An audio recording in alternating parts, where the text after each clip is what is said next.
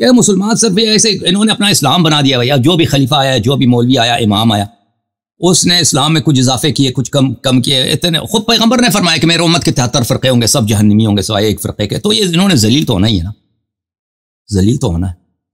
یہ تو عورت والا ایک آپ سے پوچھنا چاہتا ہوں میں، ایک آخری چیز عورت والا پوچھنا چاہتا ہوں.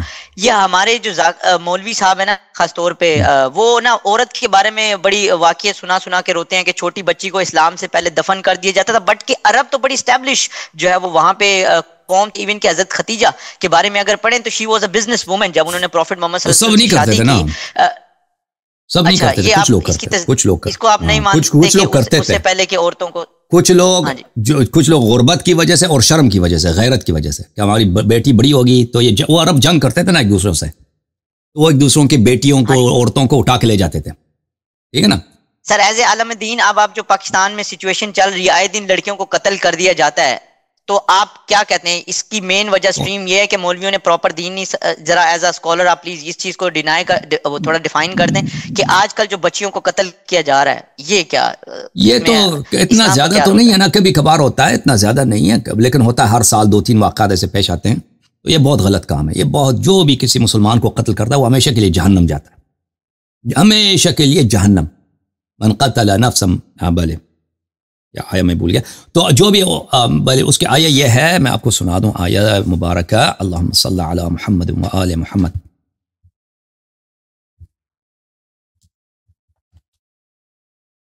انه من قتل نفسا بغير نفس او فساد في الارض فكانما قتل الناس جميعا ومن قتل مؤمنا متعمدا فجزاؤه جهنم خالدا فيها. جو بھی کسی مسلمان کو قتل کرتا ہے تو وہ ہمیشہ کے لیے جہنمی بن جاتا ہے. تو کسی کو حق نہیں ہے کسی کو قتل کا. اگر کوئی بچی غلط کام کرتی ہے، غلطی ہو جاتی ہے تو اس کو نصیحت کرنی چاہیے، اس کو سزا دے، تعدیب کرو، ادب دے دو، لیکن قتل کرنا یہ جائز نہیں ہے. اب حدود جو ہیں، حدود ہر ایک کے ہاتھ میں نہیں. حدود اب میں نے دیکھا بھی کوئی چوری کر رہا ہے تو یہ میرے لیے جائز نہیں ہے کہ اس کا ہاتھ میں کاٹ دوں. یہ تو امام علیہ السلام کا کام ہے، امام معصوم کا کام ہے. اگر اس کے سامنے ثابت ہو جائے تو پھر وہ ہاتھ کاٹے گا نا. یہ تو ہر ایک کی ذمہ داری نہیں ہے کہ جو آپ نے دیکھا کہ کہیں زنا ہو رہا ہے تو فوراً آپ سنسار کر دو. یہ جو ڈرامہ ہو رہا ہے نا پورے عالم اسلام میں، کم خلافت بنا رہے ہیں اور ہم جو ہے یہ اسلامی احکام جاری کریں گے، جو زنا کرے گا اس کو سنسار کریں گے، جو چوری کرے گا اس کا ہاتھ کاٹیں گے. یہ سب فراڈ ہے، یہ کسی کو حق نہیں ہے. یہ صرف رسول اللہ صلی اللہ علیہ وسلم کے اوصیاء کا کام ہے، ان کے علاوہ کوئی یہ کام نہیں کر سکتا. اوکے میرے بھائی، اللہ تعالیٰ آپ کو سلامتی دے. مزید کوئی حکم جان بھائی؟ تھینک یو سر. سر بہت شکریہ، بہت اچھا لگا آپ سے، بہت کچھ سیکھنے کو ملا ہے. ہاں جی، بہت کچھ سیکھنے کو ملا ہے اور مجھے لگتا ہے جو بھی لوگ دیکھ رہے ہیں آپ لوگوں کو بہت سیکھنے کے لیے ملا ہوگا. بہت شکریہ سر، بہت شکریہ. میں آپ کا خادم. Thank you sir, thank you, بہت مہربانی. اللہ تعالیٰ آپ کو سلامتی دے. اچھا اب ہمارے پاس عالم دین تشریف لائیں، کیا نام ہے پتہ نہیں ان کا؟ مولوی صاحب اپنا کیمرہ کھول دو بھائی، کیمرہ کے سامنے بیٹھے نا مولوی صاحب، علامہ صاحب.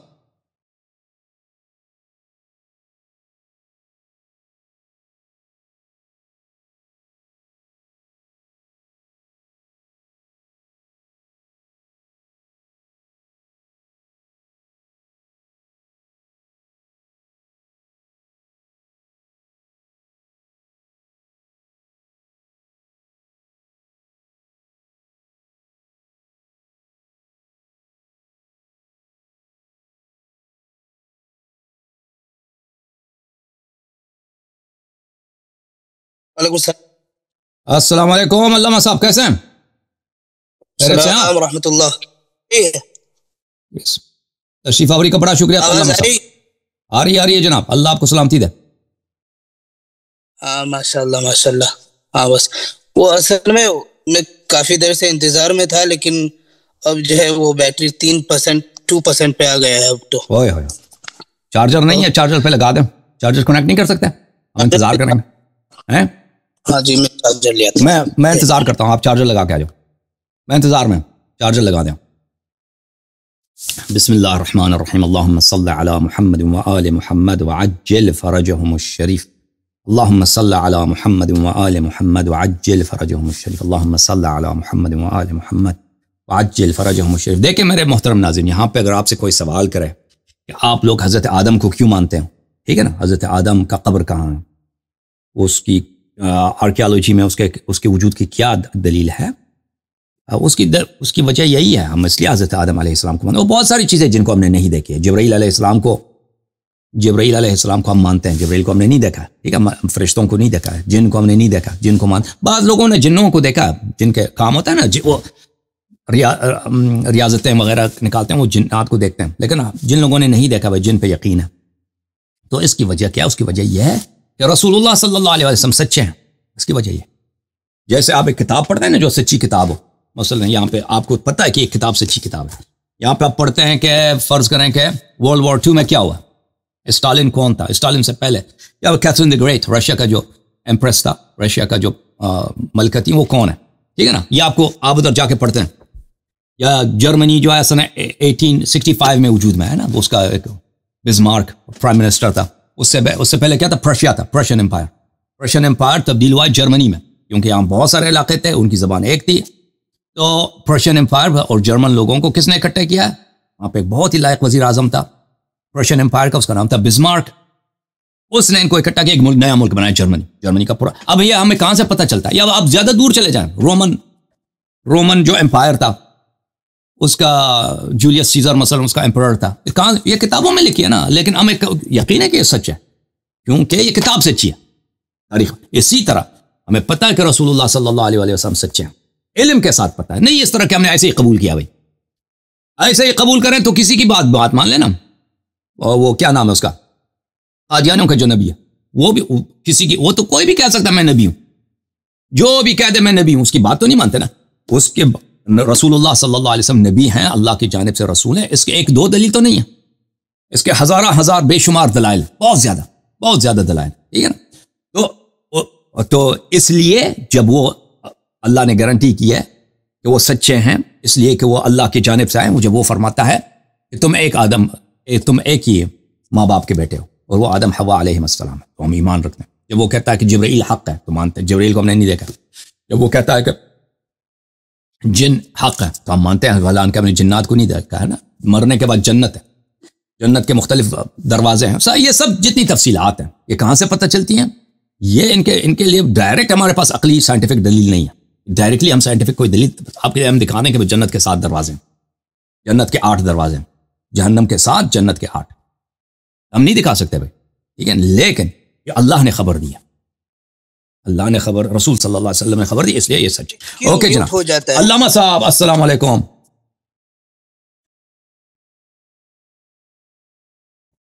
علامہ صاحب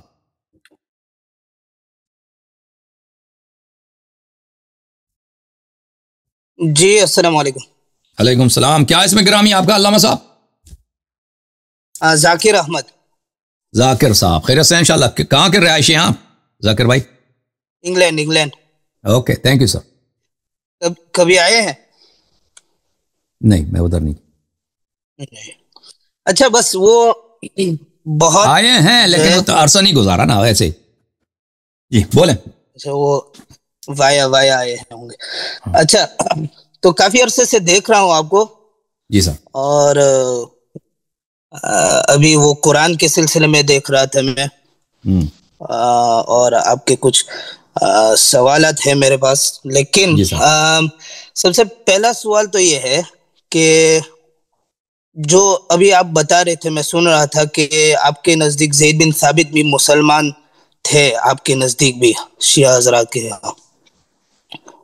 کون مسلمان ہے؟ زید بن ثابت؟ جی ہاں، جیسے مسلمان ہوتے ہیں نا، جو مسلمان ہوتے ہیں عام مسلمان، اس طرح ایک مسلمان تھا وہ. اہل بیت علیہ السلام کا یہ حوالہ ہے آپ کے پاس؟ جی معاف کرنا، کوئی حوالہ ہے آپ کے پاس جس میں فہرست ہے سارے مسلمانوں؟ وہ رسول صلی اللہ علیہ وسلم کی حدیث ہے میرے بھائی، انی تارکن فیکم من ان اخذتم به لن تضلوا بعدی ابدا، کتاب اللہ و عزت اہل بیت. جس نے بھی قرآن اور اہل بیت علیہ السلام کی اتباع کی، جس نے بھی، وہ ہدایت پر ہے، جس نے نہیں کی وہ ہدایت پہ نہیں ہے. زید بن ثابت وہ اس نے کلمہ پڑھایا، اس نے شہادتین پڑھی ہے، لیکن اس نے اہل بیت طاہرین علیہ السلام کی اتباع نہیں کیا، تو اس لیے وہ ہدایت پہ نہیں تھا. مسلمان تھا لیکن ہدایت پہ نہیں تھا، وہ گمراہ تھا. جیسے بقیہ بہت اکثر صحابہ کی اکثریت ہے نا جنہوں نے اہل بیت علیہ السلام کی اتباع نہیں، یعنی گنہگار تھے. ہم گناہگار اور منحرف، حق سے منحرف، گمراہ. اور یہ ہم اپنی طرف سے نہیں کر رہے ہیں، رسول صلی اللہ علیہ وسلم کی حدیث ہے، لن تضلوا، گمراہ نہیں ہوگے، گمراہ نہ ہونے کا ایک شرط ہے قرآن اور اہل بیت علیہ السلام کی اتباع۔ صحیح ہو گئے، صحیح ہو گئے جی۔ اچھا، تو آپ نے جو پتہ نہیں وہ کسی پاکستانی عالم سے آپ نے بات کی اس سلسلے میں، وہ حضرت علی رضی اللہ تعالی عنہ کا مصحف اور حضرت عثمان رضی اللہ تعالی عنہ کا مصحف، اسی طریقے سے وغیرہ، تو اس میں ایک بات شاید آپ کی رہ گئی تھی، جس میں آپ نے تو وہ تو بتایا کہ جو ہے کہ آپ کے ائمہ کی طرف سے یہ حکم ملا کہ جو قرآن ابھی موجود ہے اسی کو پڑھتے رہو اور اسی سے جنت حاصل کرو۔ تو یہ جو پریزرویشن ہے حضرت علی رضی اللہ تعالی عنہ نے جو کیا پریزرویشن اس مصحف کا، تو وہ کس طریقے سے ہوا؟ یعنی جو امام مہدی علیہ السلام، ہاں جی، کیونکہ رسول صلی اللہ علیہ وسلم کو اللہ نے بھیجا تھا، ان کے بہت سارے فرائض تھے، ان میں سے ایک اہم فریضہ یہی تھا کہ قرآن کی آیات تو لوگوں تک پہنچائے اور قرآن کی حفاظت کرے، کیونکہ رسول صلی اللہ علیہ وسلم خود کہتے تھے کہ مجھ سے پہلے جو امتیں تھیں انہوں نے وحی کے ساتھ غداری کی۔ نبی صلی اللہ علیہ وسلم سے پہلے جو یہود نصارہ تھے انہوں نے اپنے نبی کے مرنے کے بعد انہوں نے کتاب میں چینجز کیے، تو یہ تو پتہ تھا، اور نبی صلی اللہ علیہ وسلم دنیا سے گئے اور ان کا جو معاشرہ ہے وہ لکھنے پڑھنے والا معاشرہ ہے نہیں، وہ ان پڑھ لوگ ہیں، ان میں سے کچھ ہے جن کو لکھنا پڑھنا آتا ہے، تو نبی صلی اللہ علیہ وآلہ وسلم نے اس قرآن کو پریزرو کرنے کے لیے، تاکہ اس قرآن میں اضافہ نہ ہو، کمی نہ، بلکہ پورا دین جو دین ہے وہ صحیح ملے، کامل ملے، بغیر کسی کمی زیادتی کے، تو وہ اس نے امام علی علیہ السلام کو اپنا وصی بنایا پورا دین کے پریزرو کرنے کے لیے، اور اسی طرح قرآن مجید کو ان کو ذمہ داری دی ہے کہ تم قرآن مجید کو جمع کرو، ٹھیک ہے نا۔ جو شیعہ مولوی آتے ہیں کہتے ہیں کہ نبی صلی اللہ علیہ وسلم نے خود قرآن جمع کیا، وہ بیوقوف ہیں، احمق ہیں، ان کو شرم نہیں آتی، ان کو کیسے نبی صلی اللہ علیہ وسلم پہ تہمت لگاتے ہیں۔ نبی صلی اللہ علیہ وسلم نے پورا قرآن لکھوایا تھا، امیر المومنین علیہ السلام کو لکھوایا تھا، لیکن جمع کرنے کی ذمہ داری امیر المومنین علیہ السلام کو دی تھی کہ میرے مرنے کے بعد تم نے جمع کرنا ہے، تاکہ قرآن کے ساتھ وہ نہ ہو جو عیسیٰ علیہ السلام کی کتاب اور موسیٰ علیہ السلام کی کتاب اور داؤد وغیرہ انبیاء علیہ السلام کے کتب کے ساتھ ہوا۔ تو امام علی علیہ السلام نے فوراً قرآن جمع کیا نبی صلی اللہ علیہ وسلم کے مرنے کے بعد، اور صحابہ پہ عرضہ کیا کہ دیکھو یہ قرآن ہے، اس کو لے لو۔ نبی صلی اللہ علیہ وسلم اس زمانے میں صحابہ نے اپنی حکومت بنائی تھی، امیر المومنین علیہ السلام کو پیچھے ہٹا دیا تھا، ان کے گھر پہ حملہ بھی ہوا تھا، لیکن اس کے باوجود امام علی علیہ السلام نے انہوں نے دشمنی کا آغاز کیا تھا، بے عزتی کی تھی اہل بیت علیہ السلام کی اور بے حرمتی کی تھی، لیکن اس کے باوجود اتمام حجت کے لیے لے کے گئے تھے، قرآن میں نے جمع کیا ہے، تم یہ نہیں کہنا کہ بھئی علی علیہ السلام کے پاس قرآن تھا اس نے ہمیں دیا نہیں۔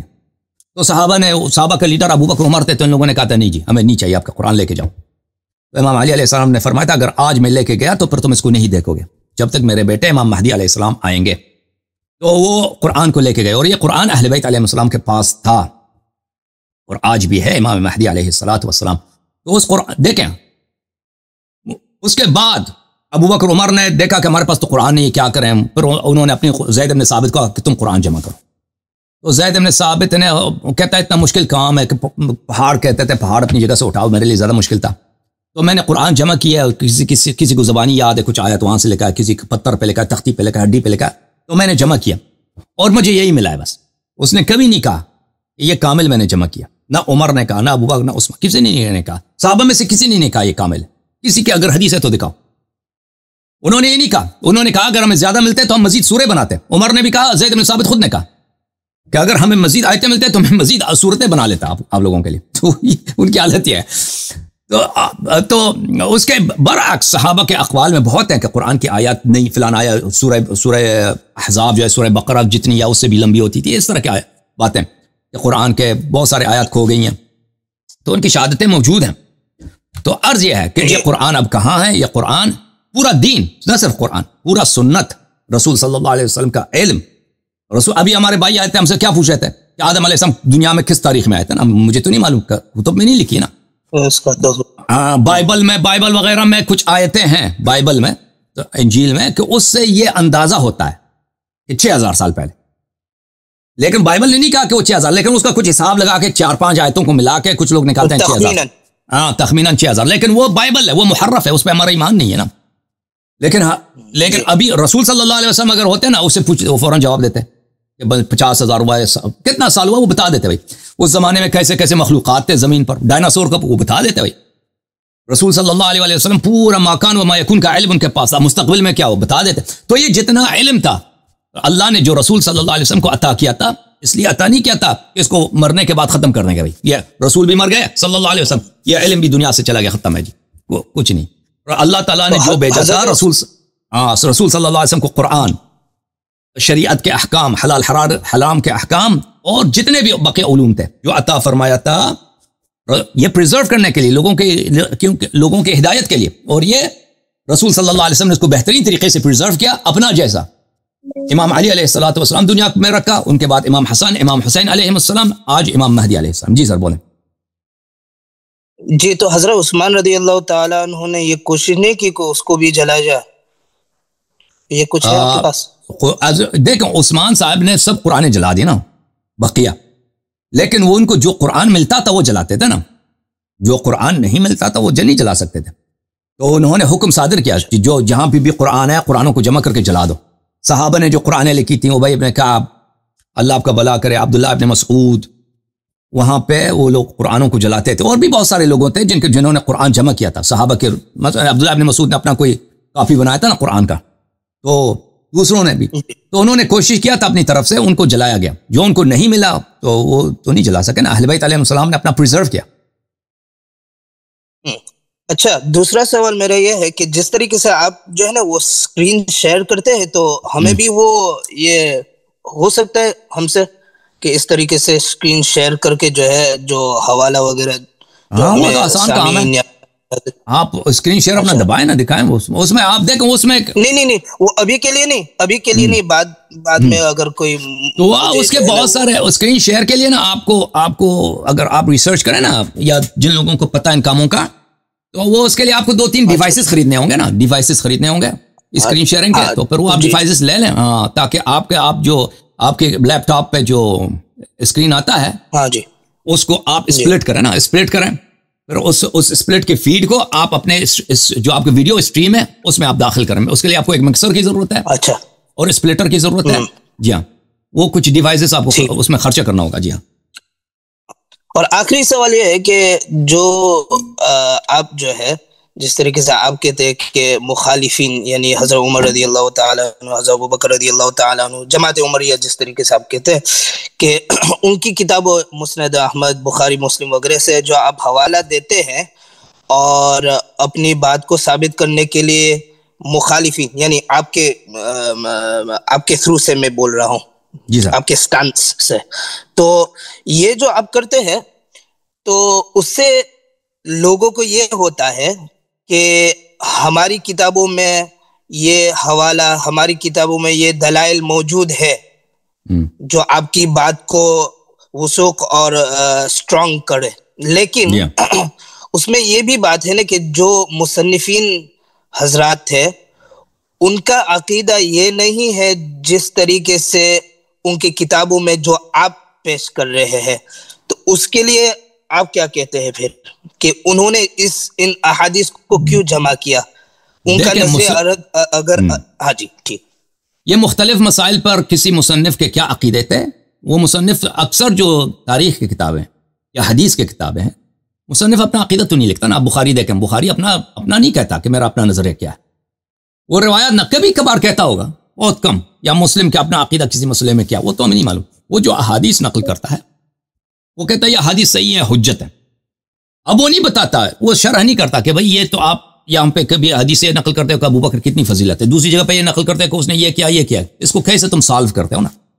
وہ اس کا جواب کیا ہوگا، بخاری کا یا مسلم کا، مسند احمد ابن حنبل کا، اس کا جواب کیا ہوگا ہمیں نہیں معلوم. اگر آپ احمد ابن حنبل سے پوچھتے ہیں یا شافعی سے پوچھتے ہیں کہ بھئی تم نے یہاں پہ یہ نقل کیا، یا ابو بکر اتنے بڑے مسلمان تھے، صدیق تھے، فلان تھے، کرامات تھے، دوسری جگہ پہ نقل کرتے ہیں کہ اس نے یہ کام کیا، اور دونوں کو تم صحیح مانتے ہو، تو سالو کرو نا. اب اس کے پاس کیا جواب ہوگا ہمیں نہیں، مجھے اس کا تخمین لگا سکتا نہیں کہ ابھی دیکھیں ان کے جن لوگوں نے ایسے باتوں کا جواب دینے کی کوشش کی ہے وہ کون ہے؟ وہ ابن تیمیہ، وہ کون ہے؟ مثلا حافظ ابن حجر عسقلانی، کون ہے؟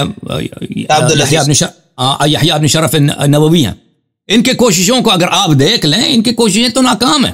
یہ جو انہوں نے بخاری مسلم وغیرہ جو پرانے تھے، انہوں نے تو اس طرح کی کوششیں نہیں کی. بعد میں آنے والی نسلوں نے وہ جواب دینے کی، شیعوں نے جو استدلال کی، شیعوں کو جواب دینے کی کوشش کی. ان کے جوابات تو ہمیں زبانی یاد ہے، ان کے پاس جواب نہیں ہے. یہ عامیانہ لسان میں کہتے ہیں، یہ مکھن لگانے کی کوشش کرتے ہیں، لیکن اس سے وہ سالو نہیں ہوتا ان کا مشکل ہے کہ یہ آپ اس کو سالو کیسے کرتے ہیں. ٹھیک ہے نا، اس پرابلم کو. تو حقیقت یہ ہے کہ ان کے دیکھیں، غیر معصوم ایک شخص جو معصوم نہیں ہے، اس کے عقیدے میں اگر تضاد ہو، یہ کوئی عجیب چیز نہیں ہے. ایک عام انسان جو معصوم نہیں ہے، مثلا اس نے تعلیم حاصل بھی کیا، اگر اس کے عقیدے میں تضاد ہو نا، کہ مثلا ایک طرف سے کسی شخص کو مقدس بھی مانتا ہے، دوسری طرف سے وہ یہ بھی صحیح مانتا ہے کہ اس نے فلان غلط کام بھی کیا. یہ معصوم کے کلام میں یہ نہیں ہو سکتا. ایک شخص جو معصوم ہے، جیسے نبی صلی اللہ علیہ وسلم نے، کہ ایک شخص کو اچھا بھی مانے پھر وہ یہ بھی مان لے کہ یہ شرابی بھی تھا، اس نے فلان فلان سارے غلط کام بھی کیا، وہ تو نہیں کر سکتا. لیکن غیر معصوم یہ کام کر سکتے ہیں. غیر معصوم کے عقیدوں میں ہزاروں تضاد، ہزاروں قسم کے کانٹرڈکشنز آپ کو مل سکتا ہے. بس بہت شکریہ. انشاءاللہ کوئی اور دن انشاءاللہ تھینک یو سو مچ ہمارے جو قاعدے سے انشاءاللہ. اللہ آپ کو سلامتی دے میرے بھائی. Thank you sir. اوکے.